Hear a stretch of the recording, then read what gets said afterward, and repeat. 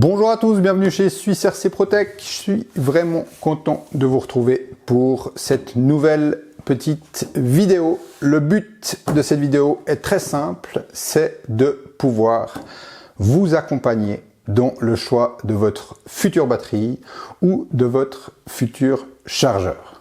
Cette vidéo, je tiens quand même à vous l'annoncer, elle concerne plutôt les gens qui débutent ou qui recommenceraient et qui ont loupé le train car ça fait plus de 20 ans que vous n'avez pas pratiqué.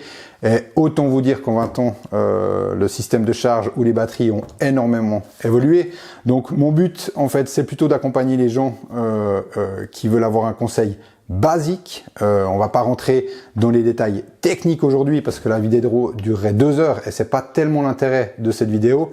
C'est plutôt de vous apporter un conseil, on va dire global et une présentation globale de ce qui est proposé aujourd'hui sur le marché et à quoi vous devez réfléchir et penser quand vous voulez acquérir soit une nouvelle batterie et surtout comment est-ce que vous allez charger cette fameuse nouvelle batterie.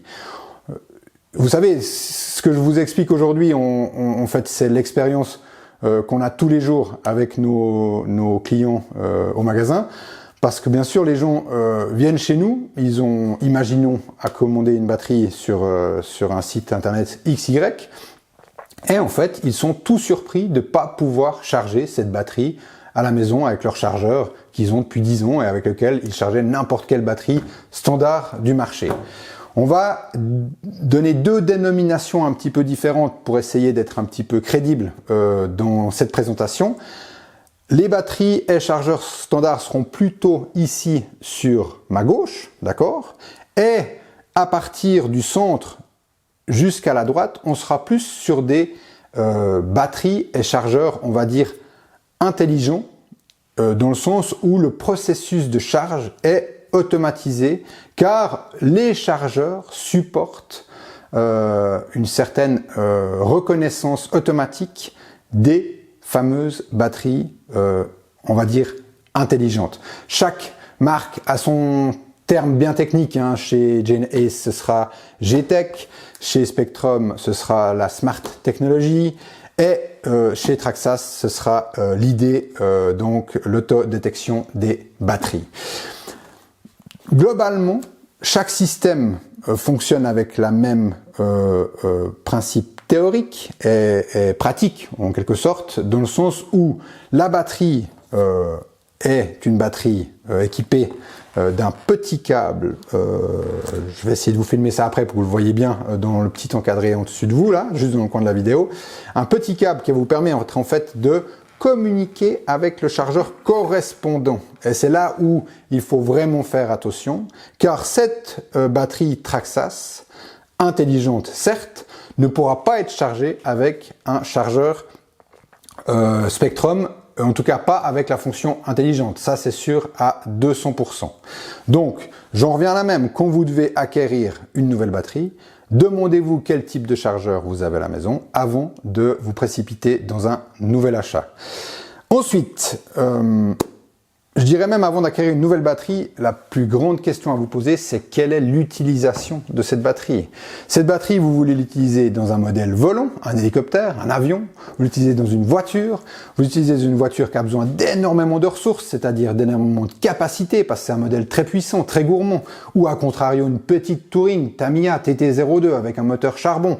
Il ne sera pas nécessaire d'embarquer 8000 mAh dans une Tamiya TT02. C'est complètement ridicule. Vous allez amener énormément de poids dans le modèle pour en fait un gain d'autonomie qui sera certainement même pas utilisé. Donc ça, c'est vraiment première chose importante, c'est l'emplacement de la batterie dans le modèle. Quel est le poids et la dimension de cette batterie? Quel est le type de connecteur de cette batterie? Et est-ce que cette batterie doit être plus ou moins protégée? Pourquoi protégée? Parce que vous avez des batteries de type hardcase, comme je vous présente ici, avec une coque rigide de protection, d'accord? Plutôt pensée et imaginée pour les modèles qui vont prendre des chocs, donc plus facilement pour des modèles roulants, parce que la batterie de type soft case comme ici, elle sera pensée et imaginée pour des modèles qui n'auront pas forcément énormément de choc et beaucoup de vibrations entrantes dans la batterie, elle aura du coup beaucoup moins de solidité au choc. Si je lâche ces deux batteries maintenant par terre, il est clair que cette coque hardcase va protéger cette batterie. Dans ce cas-là, ça va directement faire un impact sur la cellule vu qu'il n'y a pas de protection. Bien sûr, c'est l'un et l'autre n'est pas bon du tout. Hein. Je ne vais pas lâcher mes batteries par terre, c'est pas la question, mais c'est juste pour vous donner, vous schématiser un petit peu l'idée principale de deux batteries existantes sur le marché. Hardcase, plutôt typé véhicule, je vous le conseille fortement si vous avez un véhicule. Essayez de cibler votre choix sur une batterie équipée d'une coque hardcase. Ce sera beaucoup plus sécure et plus durable. A contrario, dans un modèle volant, je ne vais pas embarquer le poids d'une batterie hardcase qui m'est complètement inutile parce que le jour où j'ai un crash d'un avion pour abîmer ma batterie, j'aurai d'autres problèmes que de savoir si j'aurais dû prendre une coque hardcase ou pas. Malheureusement, on en est là, donc je vous conseille plus facilement un type de batterie softcase.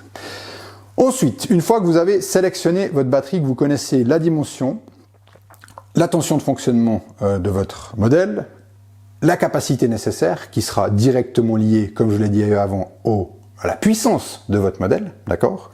Bien sûr aussi à la place que vous avez. Plus vous mettez une capacité importante, plus la batterie aura un volume important et prendra de la place dans votre modèle. Tout ça, il faut vraiment le mesurer pour bien décider quel type de batterie. Et ensuite, le type de connecteur, très important, bien sûr, avec des adaptateurs, sans adaptateurs, tout est possible. Personnellement, j'essaye d'éviter les adaptateurs. C'est une panne supplémentaire, c'est une perte d'intensité sur des fonctionnements avec des fortes charges. Donc, globalement, ça apporte plutôt des petits soucis que réellement une simplicité. Essayez de privilégier des connecteurs qui correspondent à votre modèle, quitte à changer les connecteurs si vraiment c'est nécessaire. Ensuite, l'autre grosse question qu'il faut vous poser, c'est quelles sont vos connaissances dans l'entretien, on va appeler ça comme ça, et la charge des batteries LiPo. Je ne vais pas vous faire un dessin complet sur comment correctement entretenir, stocker, charger votre batterie, parce qu'une fois de plus, c'est pas le but de cette vidéo.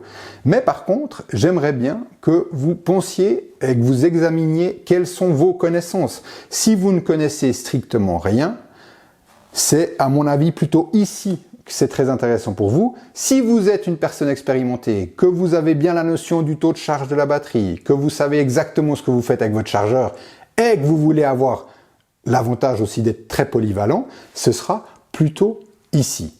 Ça, c'est un peu l'idée. Maintenant, on va essayer de faire par marque et je vais essayer de découper un peu cette vidéo par marque et par idée de fonctionnement. Comme ça, si une marque vous intéresse pas du tout, vous avez qu'à passer au chapitre suivant. Donc, on va commencer par Traxxas. J'ai pas besoin de vous présenter la marque Traxxas. Je vais pas vous mentir, c'est pas les chargeurs et les batteries qui m'emballent le plus. Le chargeur est très basique, fait son travail. C'est un chargeur qui est fiable, on a très peu de retours. Les batteries sont des batteries dans l'intégralité de la gamme, si je dis pas bêtise, que en soft case. À savoir que pourtant c'est quand même prévu pour des modèles qui encaissent passablement de choc et qui ont des grosses contraintes, d'accord? Et en plus, les taux de décharge que Traxxas propose sur leur batterie, c'est vraiment pas un taux de décharge très foufou parce qu'on a 25C de taux de décharge et je crois que ce sera la même chose pour toute la gamme si je dis pas de bêtises. Oui, exactement. Donc, imaginez juste quand même, je voulais pas rentrer dans les détails, mais le taux de décharge d'une batterie, il est très important parce que il va vous donner en fait la qualité globale des cellules qui équipent cette batterie et surtout la capacité à cette batterie à vous donner énormément d'intensité à la demande. Ce qui veut dire que vous pouvez savoir quelle est l'intensité maximum pouvant être délivrée par cette batterie. Si vous avez 25C, eh ben, à contrario, cette batterie qui est en 50C, ça veut dire que sur la même capacité, vous auriez le double de taux de décharge possible sur cette batterie. Alors bien sûr, je ne vais pas vous mentir, 25C c'est relativement bas. Par contre, il y a plein d'autres constructeurs de batteries qui en annoncent beaucoup plus et qui n'ont pas les 25C annoncés par Traxas. A contrario, quand je vois vieillir correctement une batterie 3S dont certains modèles ultra puissants de chez Traxas, je me dis qu'au moins les 25C ils sont respectés. Donc je ne vais pas être que négatif parce qu'il y a un avantage énorme sur cet ensemble-là, c'est que vous achetez un modèle Traxas neuf ou vous avez acquéri un modèle Traxas d'occasion. Vous prenez une batterie Traxas qui va se loger parfaitement dans le logement prévu à cet effet dans le véhicule. Vous aurez un connecteur qui correspond à votre véhicule. Vous aurez un chargeur intelligent qui va communiquer avec cette batterie intelligente. Vous lancez le processus de charge, il y a zéro risque au niveau d'une erreur de manipulation. Ce qui ne veut pas dire qu'il y a zéro risque sur un accident quelconque. Hein. Ça n'enlève pas qu'il y a des règles de sécurité à respecter. Ces règles, c'est idéalement vous charger dans un sac lipo et vous êtes toujours à portée de main de ce fameux ensemble en charge pour pouvoir agir si tout d'un coup quelque chose devrait mal se passer. Ça va jamais enlever le risque d'accident à 0%. Par contre, ça va énormément le diminuer parce que la réalité, c'est que globalement, les accidents, ils arrivent très souvent car le type de batterie ou l'intensité de charge ou ainsi de suite ont mal été choisis lors la programmation de charge dans le chargeur. Dans cette optique-là, c'est pas possible parce que le chargeur, lui, connaît le type de batterie intégrée dans le chargeur et va lancer le processus de charge qui correspond à cette batterie. Je vous demanderai encore de faire attention à une chose avec Traxas. Vous avez des chargeurs qui vont pas pouvoir charger plus de 3S. Donc, si vous avez par exemple un X-Max en 2 fois 4S, attention, avec ce chargeur, ce sera pas possible. Vous serez obligé d'avoir un chargeur compatible de 2 à 4S. Donc, automatiquement, un chargeur plus puissant et surtout qui supporte une tension de charge plus élevée. C'est aussi un point très important sur lequel vous devez vous intéresser lors de l'acquisition d'un chargeur. Voilà en gros pour les batteries Traxas. Comme je vous l'ai dit, la capacité de ces batteries et on va dire le vieillissement de ces batteries est correct, d'accord.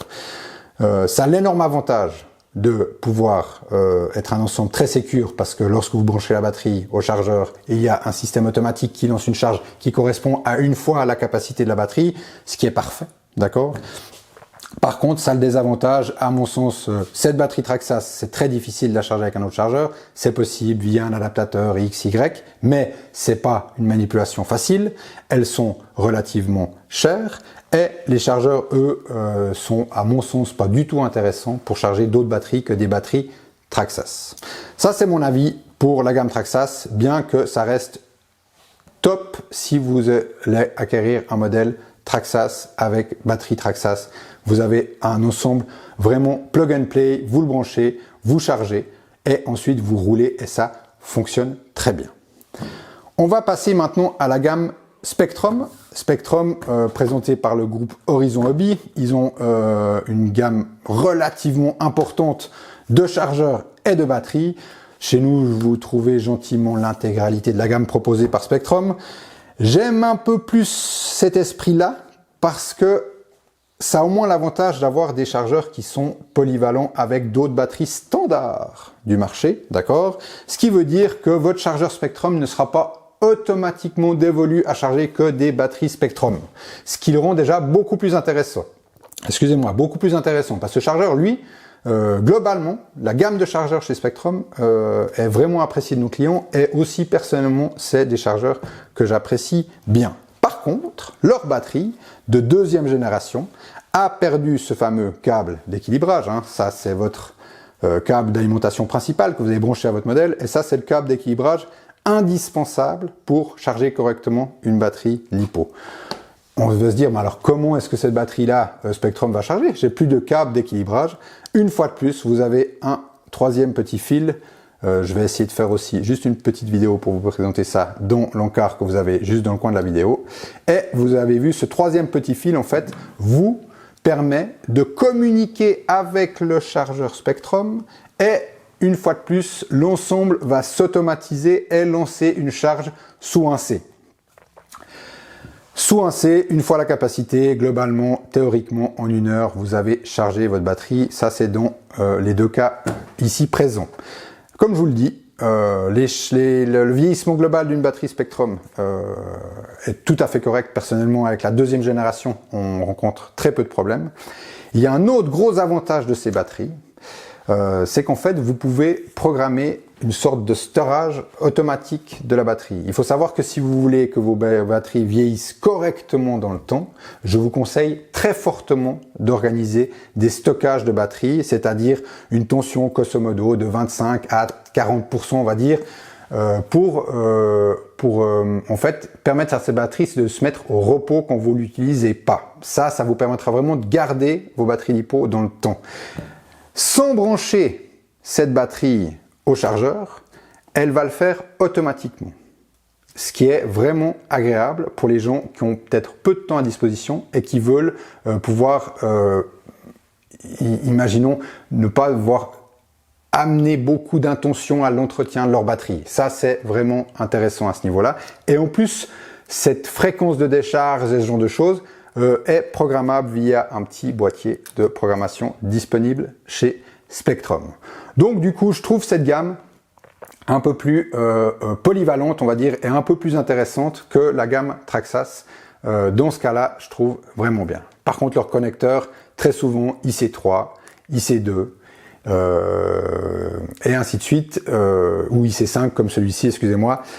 Du coup, bien sûr, si vous voulez faire de l'XT90, ça se complique un peu, faudrait un adaptateur, faudrait changer les connecteurs, mais si vous changez les connecteurs, vous pouvez plus utiliser le chargeur intelligent Spectrum, enfin ainsi de suite. Pensez aussi vraiment à ça, hein. Le modèle de votre batterie, il doit quand même correspondre aussi et être facile avec le modèle de votre avion, voiture, bateau et ainsi de suite. D'accord ?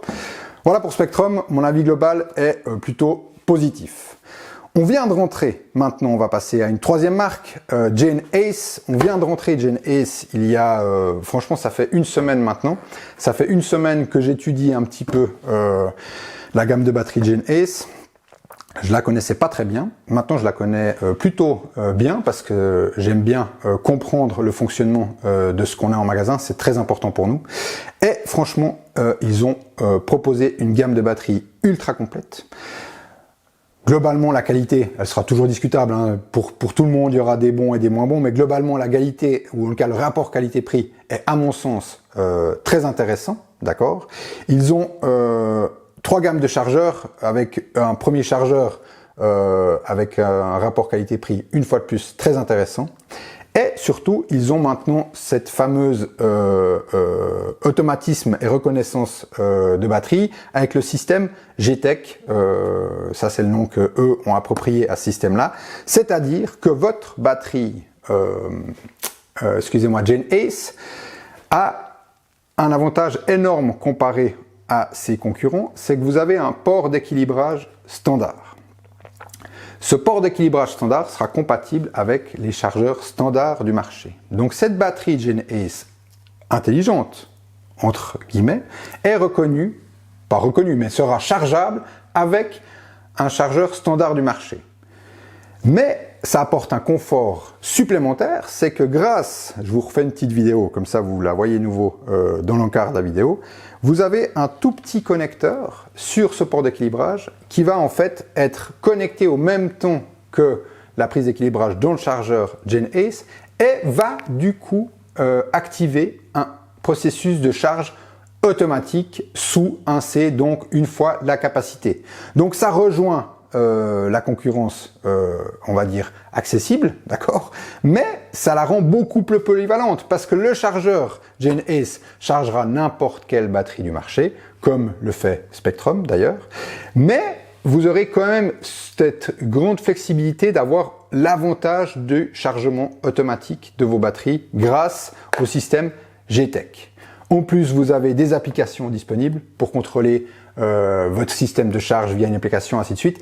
Mais comme je vous ai dit, c'est pas le but de cette vidéo. Je vais pas rentrer dans les détails techniques. L'autre chose aussi intéressante avec GenAce, c'est un peu la montée en puissance et en gamme de prix de leurs batteries, avec des batteries accessibles, un taux de décharge un peu plus bas, de l'ordre de 30 C environ. Vous montez en puissance sur des batteries de taux de décharge 45 C et ainsi de suite pour arriver sur du bashing haut de gamme à 100 C ou des batteries Redline. Donc ça c'est vraiment la finition compétition des batteries chez GenAce, où là vraiment vous avez des specs techniques qui sont super intéressants. Donc l'éventail de batteries est énorme et du coup ça vous permet vraiment de couvrir une majorité de la gamme de véhicules ou modèles volants. Donc, personnellement, un petit coup de cœur en ce moment pour cette gamme-là. Excellent rapport qualité-prix. J'ai malheureusement pas encore assez de recul pour vous dire réellement ce que je penserais du vieillissement de ces batteries. Je suis quelqu'un de très transparent et je vais pas vous mentir, nous n'avons actuellement pas de recul. Et si vous discutez sur le terrain, si vous discutez avec Pierre, Paul et Jacques, chacun a sa théorie et du coup je préfère me faire mon avis personnel. Actuellement, malheureusement, je peux pas vous le donner parce que j'ai pas encore assez usé et utilisé ces batteries. Mais promis, c'est en cours et tous les jours qu'on a le temps, on va rouler, voler avec maintenant une gamme de batteries GenAce pour voir un peu le vieillissement global. Donc voilà dans les grandes lignes. Ensuite, on va passer sur les chargeurs et batteries plus standards. Donc ce sera très important de chaque fois avoir sur votre batterie cette fameuse prise d'équilibrage, votre connecteur principal.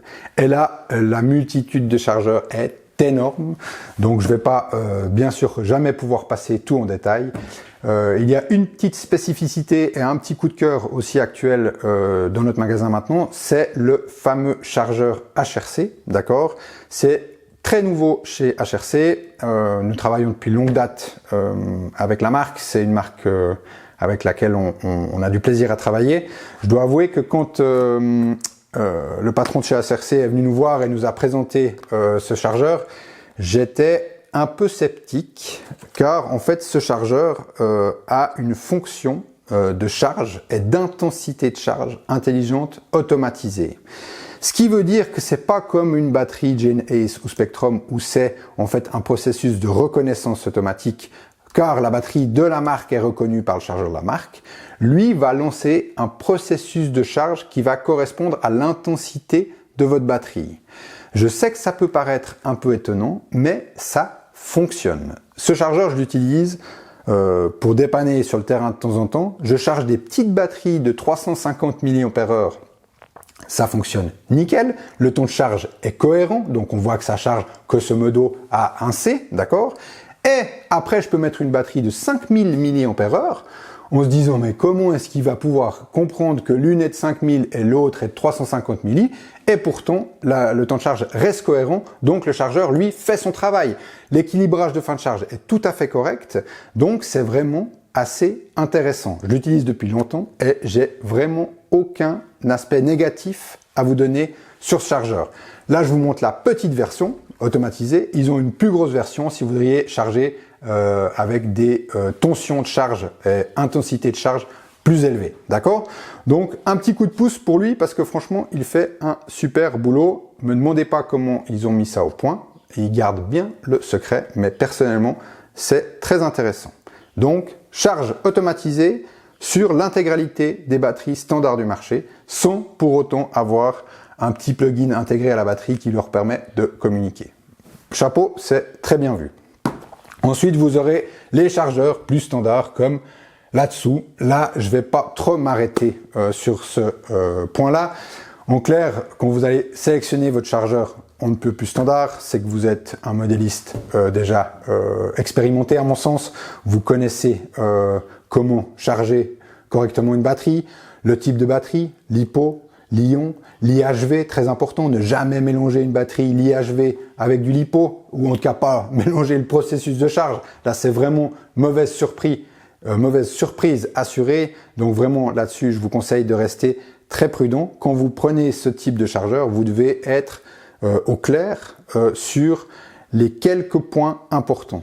C'est-à-dire, quel type de batterie? Vous allez toujours trouver le type de batterie indiqué, donc LiPo, l'IHV, hein, ça c'est-à-dire que la tension de cellule finale est plus élevée que LiPo. Donc si vous chargez une batterie LiPo avec un chargeur l'IHV en fonction de l'IHV, vous allez intégrer une tension de charge finale de 0,1 volts, donc 4,3 volts par cellule au lieu de 4,2 volts. On peut se dire c'est rien du tout, mais si vous faites ça à répétition, vous avez un accident assuré à la charge. Accident, ça veut dire peut-être un incendie dans votre local de charge ou à la maison. C'est vraiment à ce moment-là, il faut être prudent, d'accord? Vous devrez sélectionner la tension de charge, vous devrez sélectionner l'intensité de charge, donc 7200 mAh pour cette batterie, nous allons la charger idéalement à 1C, c'est-à-dire à 7,2 ampères, d'accord? Et ensuite, vous pourrez lancer votre processus de charge d'équilibrage, d'accord? L'équilibreur doit toujours être raccordé à votre chargeur, c'est le minimum de sécurité. D'accord? Ensuite, quand vous allez lancer votre processus de charge, à ce moment-là, vous êtes au clair sur la charge de cette batterie. Mais quand vous allez revenir après, ça ne veut pas dire que votre chargeur aura gardé en mémoire ce type de charge-là, pour autant que vous ne l'ayez pas enregistré dans le chargeur. Oui, c'est possible. Oui, dans ces chargeurs, il existe souvent 10 mémoires de modèle, ce qui veut dire que vous pouvez enregistrer 10 types de charges différentes. Ça ne garde pas en mémoire une batterie, ça garde un type de charge différente. Ce qui veut dire que si vous êtes un peu pressé, que vous branchez votre batterie et puis que vous êtes sûr que le modèle de charge numéro 3 en mémoire, ça correspond à la batterie 4S, mais qu'en fait, c'était pas une 10 000, mais une 5000 mAh, eh ben, cradaboum, c'est nouveau un petit peu risqué et à mon sens, ça apporte un peu plus de confusion. Je peins un peu le diable sur la muraille, mais j'aime bien rendre les gens attentifs sur le système de charge. Je mettrai ça dans la catégorie débutant, voire même ici, personnellement, je suis emballé par le système, d'accord? Et ici, pour les gens avec un peu plus de connaissances et qui auront une notion correcte de la charge et de l'entretien de leur batterie. Comme je vous ai dit, cette vidéo, mon but n'était pas de rentrer dans les détails techniques, autrement elle aurait été beaucoup trop longue et certainement un peu inintéressante. Ce qui ne veut pas dire que je ne veux pas le faire, c'est avec grand plaisir. Ce que je vous propose, si cette vidéo vous a plu, s'il y a un produit spécifiquement devant nous ici ou alors sur notre webshop que vous voudriez que je vous présente, que ce soit un type de batterie, une marque, un type de chargeur, c'est avec grand plaisir. Laissez-moi un commentaire et je vous fais une belle vidéo de présentation sur un article spécifique ou sur l'entretien correct d'une batterie, l'explication exacte, la résistance interne, quels sont les chiffres, quels sont ainsi de suite, avec grand plaisir. Mais donnez-moi les infos de ce qui vous intéresserait. Avec ça, je pourrais vous préparer quelque chose de sympa. J'espère que cette petite vidéo vous a plu. En tout cas, personnellement, j'aimerais vraiment que ça vous aide à choisir la bonne batterie et le bon chargeur. Merci, à plus, bye bye.